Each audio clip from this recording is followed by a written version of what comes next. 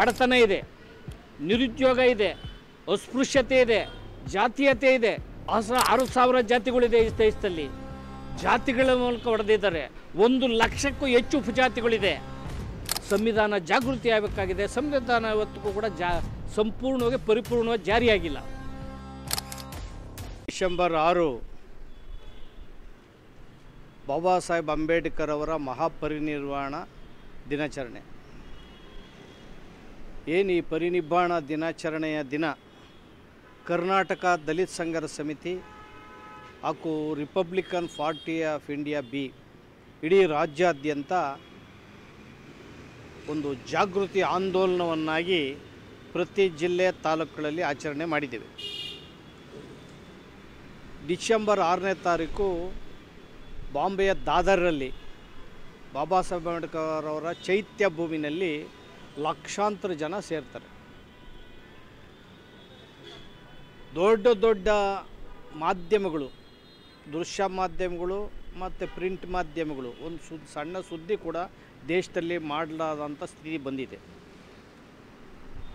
ಮಹಾರಾಷ್ಟ್ರದ ನಾಗಪುರದಲ್ಲಿ ಅಕ್ಟೋಬರ್ 14ನೇ ತಾರೀಕು ಬಾಬಾ ಸಾಹೇಬ್ ಅಂಬೇಡ್ಕರ್ ಅವರು ಬೌದ್ಧ ಧರ್ಮಕ್ಕೆ ಮರಳಿ ಮನೆಗೆ ಬೌದ್ಧ ಧರ್ಮಕ್ಕೆ ಹೋದಂಥ ದಿನ.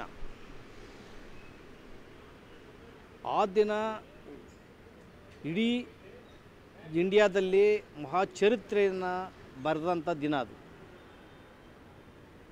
ಅಕ್ಟೋಬರ್ 14ನೇ ತಾರೀಕು ನಾಗಪುರದ ದೀಕ್ಷಾ ಭೂಮಿನಲ್ಲಿ ಅಲ್ಲೂ ಕೂಡ ಲಕ್ಷೋಪಲಕ್ಷ ಜನ ಭಾರತಾದ್ಯಂತ ಭಾಗವಹಿಸ್ತಾರೆ.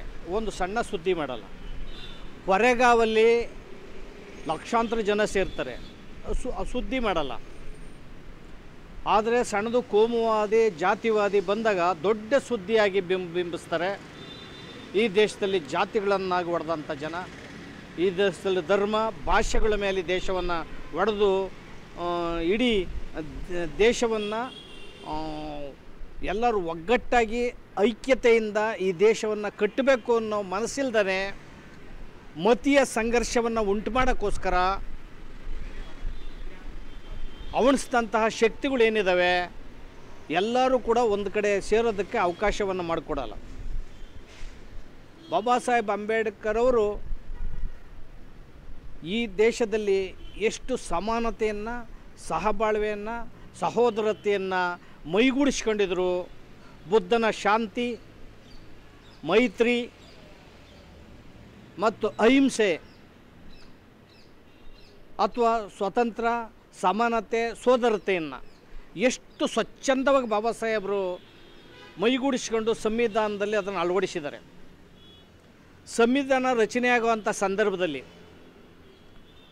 RSSನಿಂದ 2 ಬಾರಿ ಬಾಬಾ ಸಾಹೇಬರನ್ನು ಸಂಧಿಸಿ ಹಿಂದೂಗಳಿಗೆ ಪ್ರತ್ಯೇಕ ಭಾಗ ಸಂವಿಧಾನದಲ್ಲಿ ಇಡಬೇಕು ಅಂತ ಕೇಳ್ತಾರೆ. ಹಾಗೆಯೇ ಸಿಖ್ ಪಂಥದಿಂದ ಬಂದು ನಮಗೂ ಪ್ರತ್ಯೇಕ ಭಾಗ ಬೇಕು ಸಂವಿಧಾನದಲ್ಲಿ ಅಂತ ಕೇಳ್ತಾರೆ. ಕ್ರೈಸ್ತರಲ್ಲೂ ಮುಸ್ಲಿಮರಲ್ಲೂ ಕೂಡ ಅದೇ ರೀತಿ ಕೇಳ್ತಾರೆ. ಆದರೆ ಸಂವಿಧಾನ ರಚನೆ ಮಾಡುವಂತಹ ಸಂವಿಧಾನ ಪಿತಾಮಹರು ಅವರು ಅತ್ಯಂತ ಪರಿಣಿತವಾಗಿ ಆಲೋಚನೆಯನ್ನು ಮಾಡಿ ನೂರಾರು ವರ್ಷಗಳಿಂದ ಈ ನೆಲದಲ್ಲಿ, ಈ ನೆಲದ ಮಕ್ಕಳು ಬೌದ್ಧರು, ಕ್ರೈಸ್ತರು, ಹಿಂದೂಗಳು, ಪರ್ಷಿಯನ್ನರು, ಎಲ್ಲ ಮತಗಳ ಧರ್ಮಗಳ ಜನರು, ಎಲ್ಲ ಭಾಷೆಯ ಜನ, ಎಲ್ಲ ಜಾತಿಗಳ ಜನ ಈ ದೇಶಕ್ಕೋಸ್ಕರ ದುಡಿದಿದ್ದಾರೆ, ದೇಶವನ್ನು ಕಟ್ಟಿದ್ದಾರೆ. ಬ್ರಿಟಿಷ್ನವ್ರ ವಿರುದ್ಧ ಎಲ್ಲ ಧರ್ಮ ಜಾತಿಗಳ ಹೋರಾಟವನ್ನು ಮಾಡಿ ಈ ದೇಶವನ್ನು ಕಟ್ಟಿ ಒಂದು ಬಹುದೊಡ್ಡ ದೇಶವನ್ನಾಗಿ ಮಾಡಿದ್ದಾರೆ. ಈ ನೆಲಮೂಲದ ಮಕ್ಕಳು ಒಂದೇ ಒಕ್ಕೂಟ ವ್ಯವಸ್ಥೆಯಲ್ಲಿ ಇರಬೇಕು, ಒಂದೇ ನೆಲಮೂಲದಲ್ಲಿ ಅಂತ ಬಾಬಾ ಸಾಹೇಬರು ಆಲೋಚನೆಯನ್ನು ಮಾಡಿ ಇಲ್ಲಿ ಕ್ರೈಸ್ತ ದೇಶ ಬೇಡ, ಇಸ್ಲಾಂ ದೇಶ ಬೇಡ, ಹಿಂದೂ ದೇಶ ಬೇಡ, ಕ್ರೈಸ್ತ, ಹಿಂದೂ, ಮುಸ್ಲಿಂ ಎಲ್ಲ ಮತ ಧರ್ಮಗಳನ್ನು ಒಳಗೊಂಡಂತಹ ಜಾತ್ಯತೀತ ಅಖಂಡ ಭಾರತದ ಒಕ್ಕೂಟ ವ್ಯವಸ್ಥೆ ಇರಬೇಕು ಅಂತ ಈ ದೇಶವನ್ನು ಕಟ್ಟಿದಂಥ ಮಹಾಶಾಂತಿ ದೂತ ಯಾರಾದರೂ ಇದ್ದರೆ ಬಾಬಾ ಸಾಹೇಬ್ ಅಂಬೇಡ್ಕರ್ ಅವರು. ಈ ಸಮಾನತೆಯ ಸಂವಿಧಾನ ಬರೋದಕ್ಕೆ ಮೊದಲು 75 ವರ್ಷಗಳ ಹಿಂದೆ ಸಂವಿಧಾನ ಜಾರಿ ಆಗದಂಥ ಇಂದಿನ ದಿನಗಳಲ್ಲಿ ಸ್ತ್ರೀಯರು ಅಸಮಾನತೆಯಿಂದ ಬಳಲ್ತಾ ಇದ್ದರು. ಸ್ತ್ರೀಯರು ಭೋಗದ ವಸ್ತುವಾಗಿದ್ದರು. ಕೇರಳದ ಮಲಬಾರ್ ಪ್ರದೇಶದಲ್ಲಿ, ತಮಿಳುನಾಡಿನ ಪ್ರದೇಶಗಳಲ್ಲಿ ಅಲ್ಲಿನ ನಾಡರ್ ಜನಾಂಗ, ಹಿಂದುಳಿದವರು, ಹೆಣ್ಮಕ್ಕಳು, ಸ್ತ್ರೀಯರು, ತಾಯಂದಿರು ಮೇಲುಡುಗೆಯನ್ನು ತೊಡೋಂಥ ಹಕ್ಕಿರಲಿಲ್ಲ ಅವರಿಗೆ. ಅವ್ರಿಗೆ ಎದೆ ತೆರಿಗೆಯನ್ನು ಕಟ್ಟೋ ಅಂತಹ ಕಾನೂನುಗಳಿತ್ತು. ತಮಿಳುನಾಡಿನ ಕೋರ್ಟು, ರಾಜಸ್ಥಾನದ ಕೋರ್ಟು, ಮುಂಬಯಿಯ ಕೋರ್ಟ್ ತೀರ್ಪನ್ನು ಕೊಡ್ತದೆ.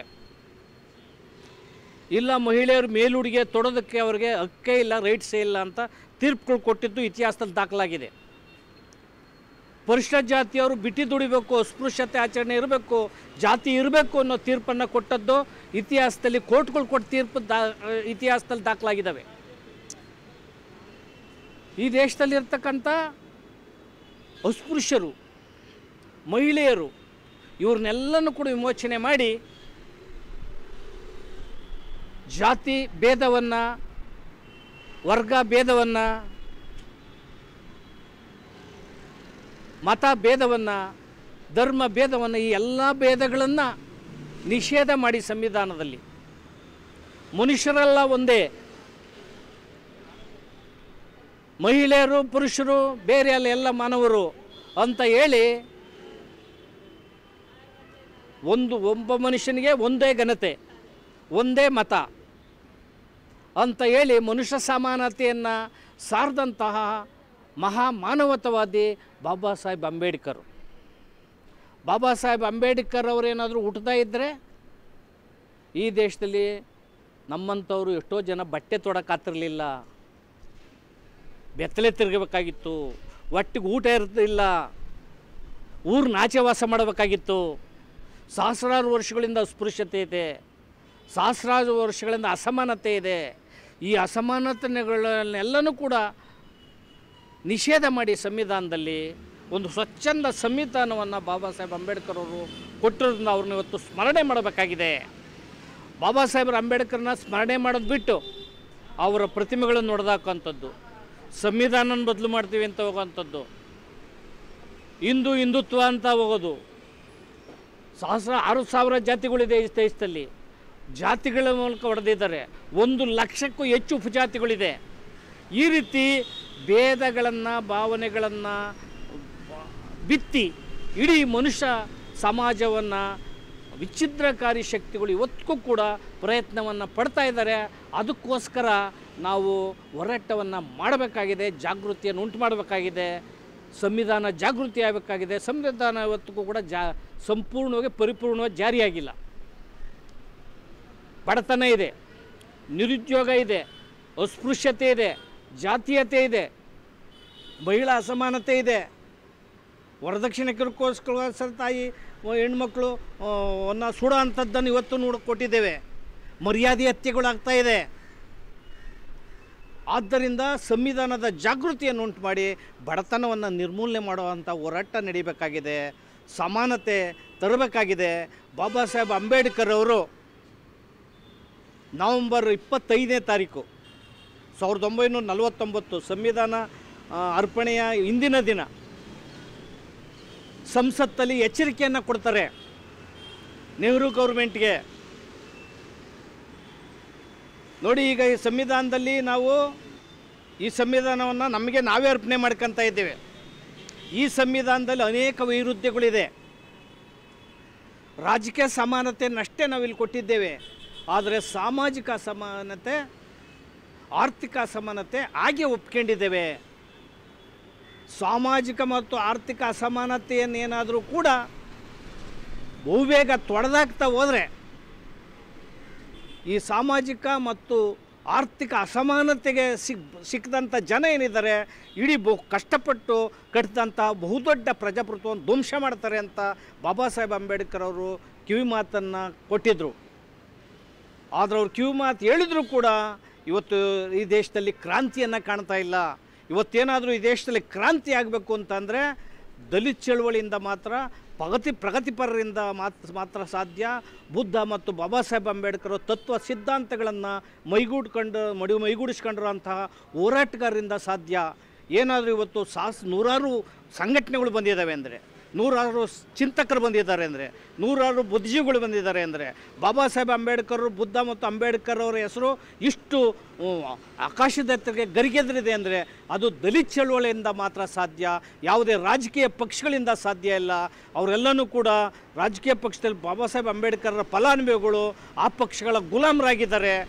ಏನು ಅಸ್ಪೃಶ್ಯತೆ, ಅಧಿಕಾರಹೀನತೆ, ನನ್ನ ಜನ ಪ್ರಬುದ್ಧರಾಗಬೇಕು, ಈ ದೇಶವನ್ನು ಆಳಬೇಕು, ಈ ದೇಶ ಅಭಿವೃದ್ಧಿ ಆಗಬೇಕು, ಅಭಿವೃದ್ಧಿ ದೇಶ ಆಗಬೇಕು ಅಂತೇಳಿ ಬಾಬಾ ಸಾಹೇಬ್ರು ಏನು ಕನಸು ಕಂಡಿದ್ರು, ಆ ಮೂಲಕ ಕ್ರಾಂತಿಕಾರಕ ನಿಲುವನ್ನು ಕೈಗೊಳ್ಳೋದ್ರ ಮೂಲಕ ದೇಶದಲ್ಲಿ 85% ಜನ ಇರ್ತಕ್ಕಂಥ ಬಹುಜನರು ನೀವು ನಿಮ್ಮ ಪಕ್ಷಗಳಿಗೆ ಮತಗಳನ್ನು ಚಲಾಯಿಸಿ ದೇಶನ ಆಳೋಂಥ ಶಕ್ತಿ ನಿಮಗೆ ಬರಲಿ, ಮತ ಜಾಗೃತಿ ಬರಲಿ, ಶಿಕ್ಷಣ ಜಾಗೃತಿ ಆಗಲಿ, ಮಹಿಳಾ ಜಾಗೃತಿ ಆಗಲಿ. ಬಾಬಾ ಸಾಹೇಬರನ್ನು ಸ್ಮರಿಸೋದ್ರ ಮೂಲಕ ಇವತ್ತು ಎಲ್ಲ ಕಡೆ ಕಾರ್ಯಕ್ರಮವನ್ನು ಮಾಡಿದ್ದೇವೆ. ಸಂವಿಧಾನ ಜಾಗೃತಿ ಆಂದೋಲನ ಕೂಡ ಮಾಡ್ತಾ ಇದ್ದೇವೆ. ಬಾಬಾ ಸಾಹೇಬ್ ಅಂಬೇಡ್ಕರ್ ಅವರ ವಿಚಾರಗಳನ್ನು, ತತ್ವ ಸಿದ್ಧಾಂತಗಳನ್ನು ಅವ್ರನ್ನ ಬರೀ ದೇವ್ರು ಮಾಡೋದು ಅಷ್ಟೇ ಅಲ್ಲ, ಬಾಬಾ ಸಾಹೇಬರನ್ನ ಚಿನ್ನದಿಂದ ಬಂಗಾರದಿಂದ ಹೂವುಗಳನ್ನು ಅರ್ಚನೆ ಮಾಡಿ ಬಾಬಾ ಸಾಹೇಬರು ದೇವ್ರು ಮಾಡೋದಲ್ಲ, ಬುದ್ಧ ಅಂಬೇಡ್ಕರನ್ನು ಅವ್ರ ತತ್ವ ಸಿದ್ಧಾಂತಗಳನ್ನು ಅಳವಡಿಸ್ಕೊಬೇಕು ಅಂಥೇಳಿ ನಾವು ಆಂದೋಲನವನ್ನು ಮಾಡ್ತಾ ಇದ್ದೇವೆ. ನೀವು ಯಾವ ಹೋರಾಟ ಮಾಡ್ತೀರಿ, ನೀವು ಬಾಬಾ ಸಾಹೇಬ್ ಅಂಬೇಡ್ಕರ್ ತತ್ವ ಸಿದ್ಧಾಂತ, ಬುದ್ಧನ ತತ್ವ ಸಿದ್ಧಾಂತಗಳನ್ನು ಮೈಗೂಡಿಸ್ಕೊಳ್ಳೋದ್ರ ಮೂಲಕ ಅವ್ರ ವಿಚಾರಗಳನ್ನು ತಿಳ್ಕೊಳ್ಳೋದ್ರ ಮೂಲಕ ಹೋರಾಟ ಮಾಡಬೇಕು ಅಂತ ಅತ್ಯಂತ ವಿನೀತವಾಗಿ, ವಿನಮ್ರವಾಗಿ ಹೋರಾಟಗಾರರಲ್ಲಿ ಮನವಿ ಮಾಡ್ತಾ ಇದ್ದೀನಿ.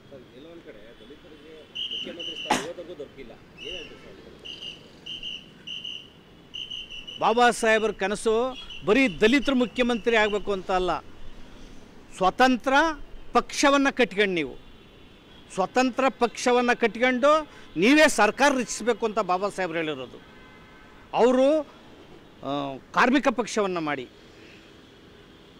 ಪರಿಶಿಷ್ಟ ಜಾತಿ ಫೆಡರೇಷನನ್ನು ಮಾಡಿ, RPIನ ಕೊನೆಯ ಸಂದರ್ಭದಲ್ಲಿ ಮಾಡಿ, ಅವರು ರಾಜಕೀಯ ಹೋರಾಟವನ್ನು ಮಾಡಿ ನೀವು ಪವರಿ ಬರಬೇಕು ಅಂತ ಹೇಳಿದ್ದಾರೆ. ಆ ಮೂಲಕ ಮಹಿಳೆಯರು, ಹಿಂದುಳಿದವರು, ಯುವಕರು, ಜಾಗೃತಿ ಇರೋರು ನೀವು ಸರ್ಕಾರ ರಚಿಸಿದರೆ ಆ ಸರ್ಕಾರ ಎಲ್ಲನೂ ಕೂಡ ಬಹುಜನರ ಸರ್ಕಾರ ಆಗ್ತದೆ.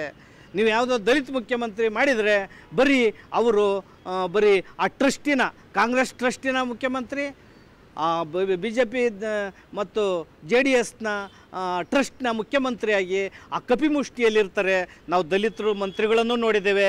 ದಲಿತರು ಮುಖ್ಯಮಂತ್ರಿಗಳು ಈ ದೇಶದಲ್ಲೂ ಎಲ್ಲೂ ಪ್ರಧಾನಿ ಆಗಿಲ್ಲ, ಮುಖ್ಯಮಂತ್ರಿ ಆಗಿಲ್ಲ. ಆದರೆ ಇಡೀ ಸರ್ಕಾರ ನೀವು ರಚಿಸಬೇಕು ಅನ್ನೋಂಥ ಕನಸು ಬಾಬಾ ಸಾಹೇಬರ ಕನಸು. ಆ ಕಡೆ ಆ ನಡೆಗೆ ಆ ಕಡೆ ನಾವು ಹೋಗಬೇಕಾಗಿದೆ.